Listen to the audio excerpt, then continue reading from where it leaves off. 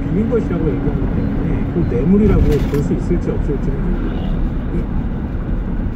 뭐 정관계 로비 의혹까지 퍼지는 실체가 진짜 있는 건지 아니면 허세용인지 이걸 밝혀내는 게 앞으로 법적인 숙제로 남아 있는데요.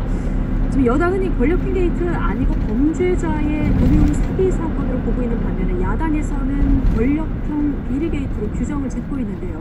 그중에서도 정관계 로비 의혹의 핵심으로 청와대 민정수석실에서 근무했던 이모 전 행정관을 연결고리로 지목하고 있습니다. 정무위 금감원 국감에서도 이제 이 부분을 두고 법안이 이어졌는데요. 잠시 후 보시죠. 금감원이 그 사모펀드 관련해서 수사하는데 부담을 준 거 아니냐 이런 얘기가 있는데 어떻게 생각하세요? 전혀 사실이 아닙니다.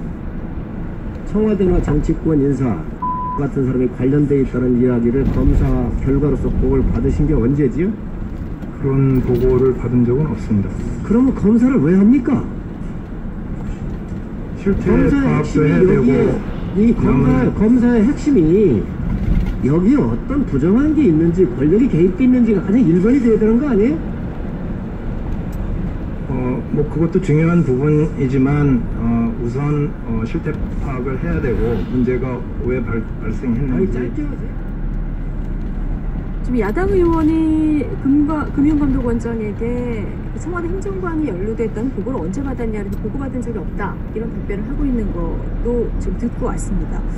지금 뭐 청와대 이모 행정관이 핵심 인물로 좀 등장한 이런 상황인데 남편이 옵티머스 사내이사로 이미 구속된 윤모 변호사입니다.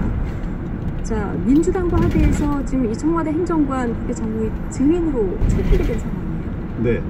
그러니까 이건 이제 좀 피하기 어렵다라고 생각을 한 것 같고, 요즘 야당 쪽에서는 이게 결국 이제 꼬리 자르기 아니냐. 그러니까 이 선에서 꼬리를 자르기 위한 그런 수단으로 좀 한 거거든요.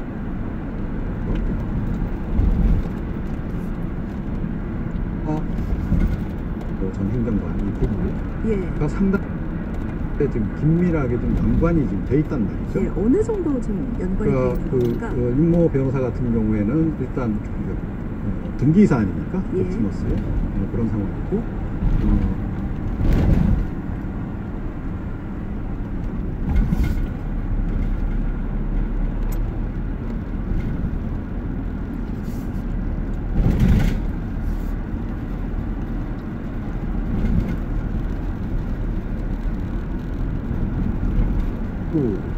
중에 하나는 한 명이었다는 거죠. 예. 자, 그런데 청와대 행정관으로 이제 들어가면서 이거를 사명 전환한 거예요. 이게 사전에 사실은 포착이 안 됐다는 게 좀 납득이 안 가는 대목이고, 그리고 이제 이게 옵티머스 사태가 이제 많이 이제 불거지고 논란이 되니까 이제 그만둔 거예요. 자, 그런데 이제 그 과정에서 이제 여러 가지 이제 그 이후에 이제 드러난 것 중에는 보면 옵티머스의 약간 유령했다. 또 상당히 좀 많이 연관이 돼 있어요. 그런데 본인은 남편이 그냥 그 옵티머스 관련해서 이름을 빌려달라고 그래서 빌려줬을 뿐이다라고 얘기를 하고 있는데, 좀 봐야 되는 거고, 설령 그렇다 하더라도 결국 남편하고의 합의하에서 청와대 행정관도 듣고 여러 가지 행정관으로 있습니다. 옵티머스 관련 일을 그야말로 로비 관련한 일을 했다고라고 한다면 이건 명백히 직권남용의 가치가 그런 거죠. 예. 이전 행정관이 농어촌 상임이사를 지냈는데 여기서도 그 부분에서도 지금 벌써 논란이 있는 거거든요. 그러니까 30억 원 정도 지금 손실이 있습니다. 그렇죠. 농어촌공사 그 이후에 이제 투자를 해서 옵티머스에 투자를 30억 원 손실을 봤어요. 그러니까 약 600m, 시속 50km 구간입니다. 처음에 갈 때부터 그러니까 이 농어촌 분야 전문가가 아닌 사람을 어떻게 그쪽으로 보냈느냐. 그 과정부터 지금 논란이 지금 되고 있는 그런 거 상황입니다. 어쨌든 뭐 이전 행정관이 비상임세를 지낸 거, 농어촌공사가 30억 원 투자했다고 손해본 거, 약 400m, 시속 50km 구간입니다. 전부 가물할 수는 없지만 증명해도 숙제로 남아있는 거고요. 자, 오늘 뭐 국감 진행되는 데서도 이 문제가 아마 중점적으로 다뤄지지 않을까 싶습니다. 저희 들어오는 소식들이 있으면 약 200m, 시속 50km 구간입니다. 자, 이번에는 전세난 얘기를 좀 해보겠습니다. 최근 전세난 굉장히 심각하잖아요. 어제 그 전세 구하려고 아파트 한 채 앞에 줄 선 사진을 모두 국민들이 보셨을 텐데 홍남기 부총리가 진퇴양난인 상황이에요. 전셋집은 비워줘야 하고 가지고 있던 집은 계약까지 체결했는데 지금 실제로 또 못 팔게 된 상황이고 어떻게 된 겁니까? 구체적으로? 지금 그 홍남기 부총리 얘기가 꼭 우리나라에 대표격으로 이렇게 거론되는 건 좀 바람직하지는 않다고 생각하는데요. 근데 좀 압축적으로 지금 보여주고 있는 사례라서 이 일종의 이제 가장 곤란한 상황에 처해 있는 한 사람이 되어버렸다. 정책을 추진하고 있는 그 책임자임에도 불구하고 이제 이렇게 설명을 드려야 될 것 같습니다. 일가구 2주택자예요. 세종시 아파트 분양권을 갖고 있잖아요. 그 분양을 받은 게 하나가 있었고 경기도 의왕시에 아파트가 또 한 채가 있었답니다.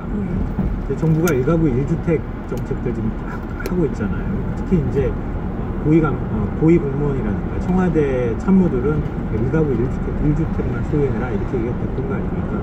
그래서 의왕시에 있는 아파트를 9억 2천만 원의 매매 계약을 체결했다고 합니다. 그럼 거기에 살던 세입자가 있지 않겠습니까? 지금 이제 마포에 살고 있기 때문에 아무래도 근접성이나 이런 것들 때문에 마포에 또 세입자가 살고 있기도 해요. 그러니까 그 아파트를 이제 매물로 내놓고 매매 계약이 체결이 됐는데 거기에 살던 세입자가 계약갱신 청구권을 행사를 한 겁니다.